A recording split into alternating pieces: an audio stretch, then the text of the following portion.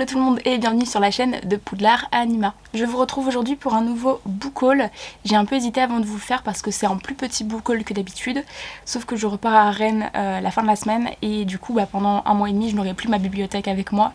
Donc plus de possibilité de vous faire de book haul et je pense que au contraire, quand je vais revenir, j'aurai reçu quand même pas mal de petites choses, donc ce serait un petit peu dommage qu'on vienne à avoir un book haul de 40 minutes. Autant scinder les deux, et du coup autant vous faire un petit book haul avant de partir. Donc c'est parti, j'ai quand même pas mal de choses à vous montrer, hein. Ça reste un petit book haul, mais pas trop quand même. Notamment parce que j'ai fait pas mal de craquages en manga. Voilà, et j'ai eu quelques réceptions aussi de service presse notamment. Donc je pense qu'il y en a à peu près pour tous les goûts.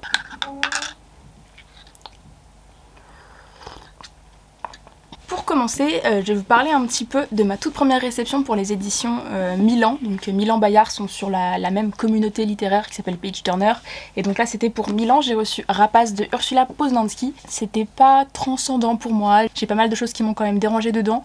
On suit Jonas, qui a 17 ans, qui est un garçon surdoué et qui va se voir offrir l'opportunité de rentrer dans une grande université. On découvre un personnage, donc Jonas, qui est arrogant, antipathique. Dès les premières pages, c'est assez compliqué parce que finalement on se retrouve avec un personnage principal qui est tout sauf attachant, clairement. Et le pire, c'est vraiment son arrogance. Il va arriver typiquement à l'université et la première chose qu'il va faire, c'est prendre la place du prof et montrer au prof qu'il sait faire. Sauf que ça passe pas. Clairement, dès le début, il est mal vu, hein, vous imaginez bien. Et ça va induire pas mal de choses pour la suite. Mais Jonas, sa petite particularité, c'est que il a fabriqué lui-même un drone, hein, que vous pouvez apercevoir par ici, qu'il appelle Elagnon, je crois. Et avec ce drone, il va décider d'aller espionner les gens de son université, sauf qu'il va découvrir et voir des choses qu'il n'aurait pas dû voir et qui vont l'entraîner dans des situations dans lesquelles on n'a pas envie d'être, clairement.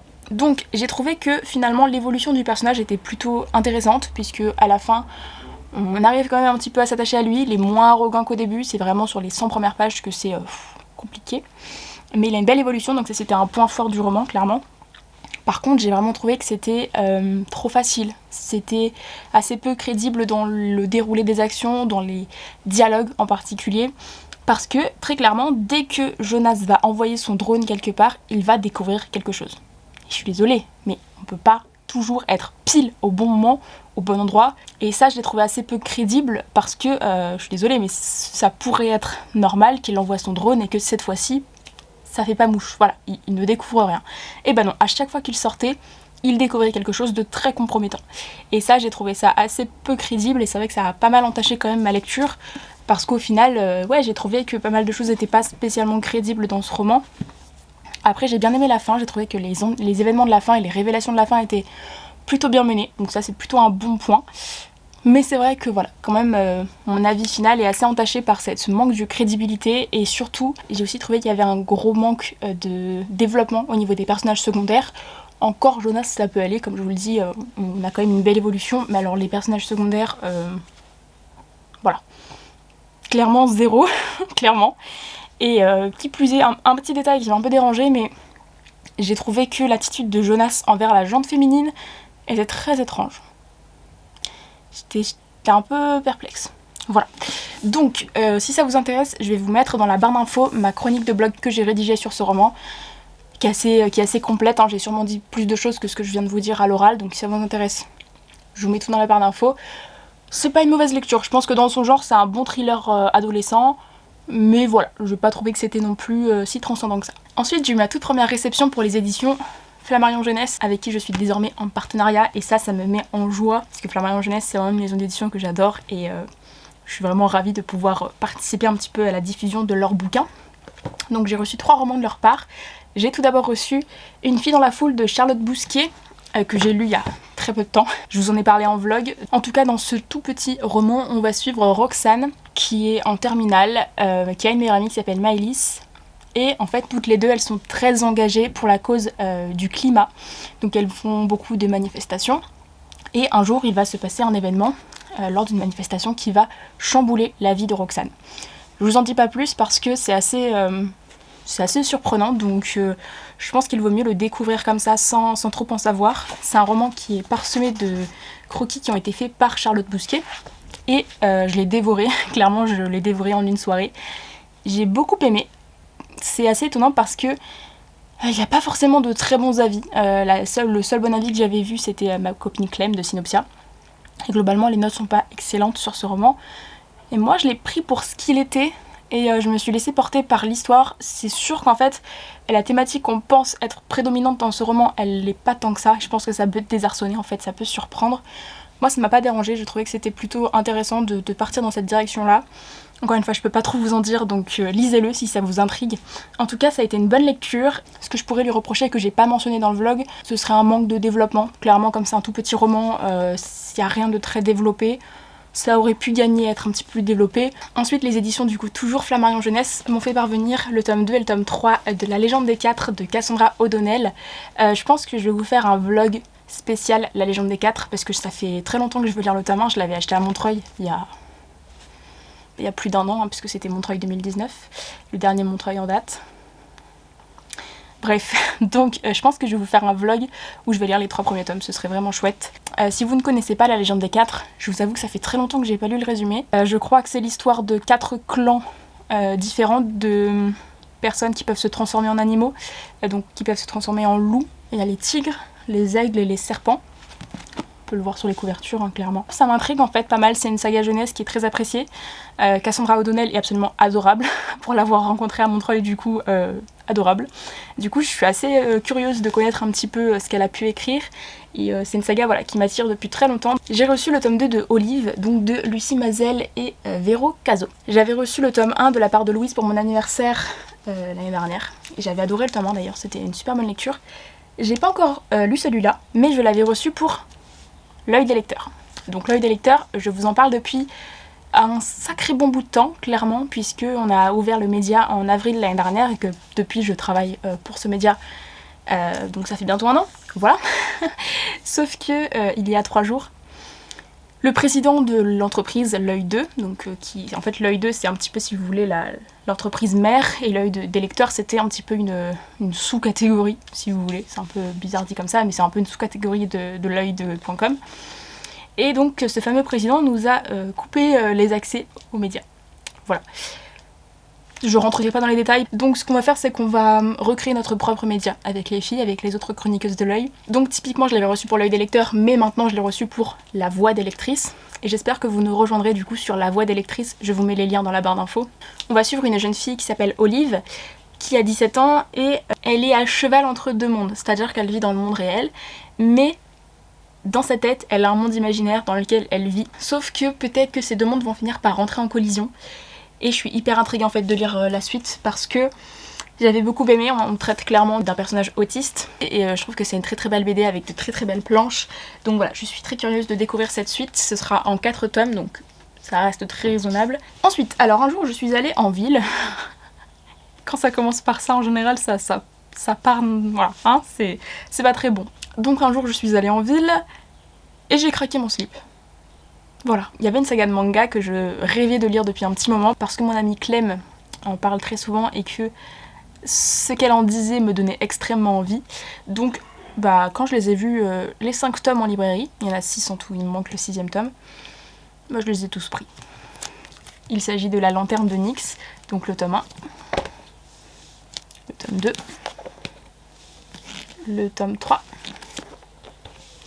le tome 4 et le tome 5. Alors, je trouve déjà que les couvertures sont sublimes, c'est des mangas grand format comme vous avez pu le constater, c'est quand même des mangas assez grands. J'ai encore jamais lu de manga comme ça de cette dimension là. D'ailleurs j'ai dû changer un petit peu l'organisation de ma mangatech à cause d'eux, mais c'est pas grave. C'est un peu un manga historique si vous voulez, ça se passe à la fin du 19e siècle et du coup on va suivre un Japon qui va s'ouvrir progressivement sur le monde, qui va commencer un petit peu à étendre sa culture à une échelle plus grande que ses frontières et ça a l'air hyper chouette, ça a un côté un petit peu steampunk, j'ai l'impression, je sais pas trop, je les ai pas encore lus mais j'ai super hâte parce que clairement je sens que c'est typiquement le genre de manga que je vais adorer, les planches sont littéralement magnifiques. ça va être trop bien. J'ai super hâte. Et en plus c'est vraiment une saga en 6 tomes, il me manque juste le dernier tome du coup. Donc ça va se lire assez vite. Et j'ai pas spécifié, mais la lanterne de Nyx a été écrit par Kan Takahama. Ensuite donc ce même jour, je me suis pris le tome 18 de The Promised Neverland de Posuke Demizu et Kayu Shirai. Et je l'ai déjà lu. Autant j'ai pas trop aimé le tome 17, que j'ai trouvé violent pour rien. Ça m'a ennuyé, je sais pas, j'ai eu du mal à le lire, c'était pas ma passion clairement. Par contre le tome 18 je l'ai bien aimé, j'ai bien aimé la direction que ça a pris, c'était plus posé, on sent que c'est la fin en fait tout simplement de la saga. Et ouais, j'ai bien aimé, en plus j'aime beaucoup la couverture. Et enfin toujours le même jour, j'ai vraiment craqué. Je me suis procuré cette beauté qui brille de Mille Feux. Il s'agit de La Honte de la Galaxie de Alexis Broca, je sais pas si ça se prononce le S, que j'avais vu pas mal passer parce que les partenaires de Sarbacane l'avaient reçu, et dès que j'en entendais parler c'était pour dire que c'était un coup de cœur. C'est-à-dire que réellement j'en avais vu que de bons avis dessus. Alors maintenant j'en ai vu un petit peu des plus mitigés. C'est vrai que c'est un roman dont j'ai vu pratiquement que des avis extrêmement positifs. C'est un space opéra, ça se passe en l'an 300 000 et des poussières. Et on va suivre Merima qui vit je crois sur une planète pour les rebuts de la société et qui va partir en mission. Je crois que c'est un petit peu ça l'idée, j'ai pas trop envie d'en savoir trop non plus, mais il me fait super envie. C'est vrai que au moment où je l'ai vu en librairie, c'était vraiment le moment où j'avais envie de lire des choses un petit peu comme ça, un petit peu drôles, un peu déjantées. J'ai hâte de le découvrir. Ensuite on va passer un petit peu à des dons. C'est ma cousine qui m'a ramené tous les livres que je vais vous présenter maintenant, il y en a quand même pas mal. Donc ma cousine en question, c'est ma cousine qui m'avait aussi offert des livres à Noël, si vous vous en souvenez, dans mon book haul de Noël. Et là en fait sa marraine déménageait, du coup elle vendait / donnait ses livres. Donc j'en ai récupéré pas mal. Voilà. J'essaie d'être un minimum organisée mais c'est compliqué. Alors du coup pour commencer j'ai récupéré la saga complète de L'Amie prodigieuse de Elena Ferrante. J'avais déjà le tome 1 en ma possession, donc là je l'ai en double, il faudrait que je vois ce que j'en fais. C'est une saga qui m'intéresse pas mal, ça se passe en Italie, c'est l'histoire de deux jeunes filles, Elena et Lila, qui vivent dans un quartier en Italie pendant les années 1950 je pense, quelque chose comme ça. Ça se passe à Naples en particulier. Du coup c'est une saga qui m'intéresse depuis très longtemps. Et en plus j'ai vu l'adaptation un petit peu, alors en partie sur France 2 l'année dernière qui avait été diffusée. J'ai bien aimé l'histoire, j'ai bien aimé l'ambiance, c'était un beau visionnage. Et du coup ça m'a donné encore plus envie de découvrir la suite de la saga. Donc comme je vous le disais, j'avais le tome 1 dans ma pile à lire depuis extrêmement longtemps, donc j'ai toujours pas lu. Maintenant que j'ai la suite, je vais pouvoir un petit peu enchaîner. Et n'hésitez pas à me dire si vous avez lu cette saga, ce que vous en avez pensé, parce que ça m'intéresse. J'ai plusieurs amis qui l'ont adoré, donc j'espère que ce sera mon cas aussi. Ensuite j'ai récupéré une saga, je sais pas si on peut appeler ça une saga vraiment, mais j'ai récupéré des romans de Camilla Läckberg. C'est une auteure que je vais découvrir depuis pas mal de temps, notamment parce que j'aime beaucoup tout simplement le travail éditorial sur ces romans de la part de Babel Noir. Je trouve qu'ils font un travail assez intéressant. Ma cousine me proposait de récupérer plusieurs des tomes de cette saga. Enfin, encore une fois, je sais pas si c'est vraiment une saga, je pense que c'est plus peut-être des tomes compagnons, je sais pas trop. Donc j'ai récupéré Le Tailleur de Pierre, L'Oiseau de mauvais augure, un classique, Le Prédicateur. J'aime beaucoup la couverture de celui-là, très sympa. Alors celui-là, il est tout petit. Il s'appelle Cyanure et de la même façon j'aime beaucoup la couverture. Et le dernier, encore un classique, La Princesse des Glaces. Donc voilà, je suis assez curieuse de découvrir le travail de cet auteur. C'est pas du tout mon genre de prédilection à la base, on est quand même sur du polar nordique, je sais pas comment on dit ça. Mais c'est vrai que ça fait pas mal de temps que j'entends parler d'elle et ça m'intéresse. Donc j'ai un petit peu sauté sur l'occasion. De la même façon que pour L'Amie prodigieuse, si vous les avez lus, n'hésitez pas à me le dire en commentaire, ça m'intéresse. Et dites-moi aussi peut-être celui que vous avez préféré dans la saga. Ensuite j'ai été contactée par les éditions La Joie de lire pour recevoir L'Attrape Malheur de Fabrice Adjadj, qui est un roman jeunesse que je vais vous montrer un petit peu, qui est illustré. Bien sûr quand je vous montre il n'y a pas d'illustration. Voilà. De cette façon là. Ça raconte l'histoire d'un garçon qui a le pouvoir de récupérer les malheurs des gens. Je crois que c'est un petit peu ça l'idée. Là vous n'êtes pas prêts pour une telle beauté. Pas du tout. J'ai reçu le tant attendu Anne d'Avonlea de Lucy Maud Montgomery, donc qui est le tome 2 d'Anne de Green Gables. Et clairement vous n'êtes pas prêts. Comment il est trop beau, mais je m'en remets pas de comment il est beau. On va suivre Anne qui est adoptée par un frère et une sœur sur une île au large du Canada à la fin du 19e siècle. Et on va la suivre dans ses pérégrinations, dans son évolution, son éducation, dans son apprentissage. c'est une pépite. Ensuite j'ai reçu un petit album des éditions Hong Fei. J'ai reçu Le Poisson qui me souriait de Jimmy Liao. Je vous avais parlé de Jimmy Liao quand je vous avais parlé de Nuit étoilée, donc son autre album. Et celui-ci, il nous parle d'un monsieur qui va tomber nez à nez avec un poisson dans un aquarium de ville. Et il va avoir l'impression que ce poisson lui sourit. Donc il va décider de le récupérer, de l'emmener chez lui dans un aquarium. Et ça va être une histoire, si vous voulez, de solitude, de liberté et d'amitié. J'ai trouvé ça très très beau, ça se lit très vite, hein. C'est clairement un album jeunesse avec très peu de texte. Je vous montre un petit peu à quoi ça ressemble. C'est dans l'état un peu bleu, clairement bleu, vert, jaune, mais c'est très très beau, j'ai beaucoup aimé. Si vous avez envie d'un petit album jeunesse qui se lise vite avec de très belles planches, foncez là-dessus. Et puis on va terminer avec 2 gros sagas de manga que je me suis procuré. Voilà, j'ai encore craqué mon slip en manga. Merci Clem. Tous les mangas que j'ai achetés là, c'est à la suite d'avis de ma petite Clem. Donc je me suis procuré Les Fleurs du Mal de Shuzo Oshimi. Donc les 11 tomes. Voilà. Non, j'ai pas honte. Alors, je saurais pas trop vous expliquer l'histoire des Fleurs du Mal. Je l'ai pas encore lu. Mais je vais vous mettre dans le petit i là-haut une vidéo complète que mon amie Clem a fait dessus. Donc comme ça vous pouvez aller la voir si ça vous intéresse. Mais ouais, j'ai assez de mal à définir bien de quoi ça parle. J'ai vraiment envie de découvrir Shuzo Oshimi parce qu'on en entend beaucoup parler et on entend beaucoup parler en bien. Donc je suis assez curieuse et voilà, j'ai super hâte de les lire. Je pense que je vais les enchaîner quand je reviendrai de Rennes. Ensuite, toujours sur les conseils de ma petite Clem, je me suis procuré Après la pluie de Jun Mayuzuki. Je l'ai déjà lu les 2 premiers tomes, donc faut que je continue. J'ai bien aimé. On suit une jeune fille qui est au lycée et qui travaille dans un café et qui va tomber amoureuse de son patron qui a 45 ans. Donc, thématique un peu touchy, vous imaginez bien. Donc j'avais un petit peu peur et au final c'est très bien traité, je trouve que la thématique est bien abordée. Et puis il y a plein de choses qui vont venir étayer un petit peu cette histoire, il n'y a pas que ça. Et enfin, mesdames et messieurs, le dernier livre de cette grosse pile, j'ai reçu Dear Evan Hansen de la part des éditions Bayard. Donc c'est écrit par Val Mitch, Steven Levenson, Ben Spacek et Justin Paul. Je crois que c'est l'adaptation en roman d'une comédie musicale. Et je vous avoue que je ne connais pas du tout la comédie musicale en question. Donc voilà, et c'est ma lecture en cours. Voilà, donc je vous en parle en vlog. On suit un jeune garçon qui souffre d'anxiété sociale et qui va se retrouver projeté sur la scène principale du lycée, entre guillemets, suite au suicide d'un autre garçon. Donc à nouveau des thématiques assez difficiles, j'espère que ce sera bien traité, c'est un petit peu l'inquiétude que j'ai. Mais pour le moment j'aime beaucoup ce que je lis, je trouve ça assez rafraîchissant comme écriture.